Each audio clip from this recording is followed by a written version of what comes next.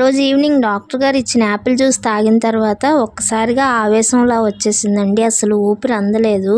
గుండెల్లో దడలా అనిపించి ఇంకా కాళ్ళు చేతులు లాగేసి ఏదోలా అనిపించేసింది. ఇంకా మా అమ్మ వాళ్ళు అప్పటికప్పుడు కంగారు పడి హాస్పిటల్లో అయితే జాయిన్ చేస్తారండి. హాస్పిటల్కి వెళ్ళేసరికి మొహం అంతా తెల్లగా అయిపోయి పాలిపోయినట్లు అయిపోయానండి. ఆల్మోస్ట్ చావు అంచుల వరకు వెళ్ళొచ్చేసానండి. నాకు ఇంకా తెలుస్తుంది అనమాట, ఇంకా నేను చచ్చిపోతానేమో బతకనేమో అలా అనిపించింది. ఇంకా నన్ను చెకప్ చేసిన డాక్టర్ గారు అయితే మా వాళ్ళని అయితే తిట్టడం స్టార్ట్ చేస్తారండి. మీరు మనుషులైనా ఇంత సీరియస్ అయ్యే వరకు తెచ్చుకుంటారా, ముందే అడ్మిట్ అవ్వాలని తెలీదా అని చెప్పి బాగా తిట్టారనమాట.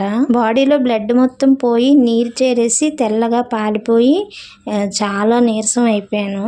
ఇంకప్పుడు ఐసీయూలో పెట్టి సెలైన్స్ అన్నీ ఎక్కించి బలానికి మందులు ఎక్కించారండి. 2-3 డేస్ అబ్జర్వేషన్లో ఉంచిన తర్వాత అప్పుడు బ్లడ్ ఎక్కిచ్చారు. నిజంగా అప్పుడు నేను అనుభవించిన నరకం అనేది ఎవ్వరికీ రాకూడదండి. ఇప్పుడు మీతో ఇలా షేర్ చేసుకున్నా కానీ చాలా భయం వేస్తుంది.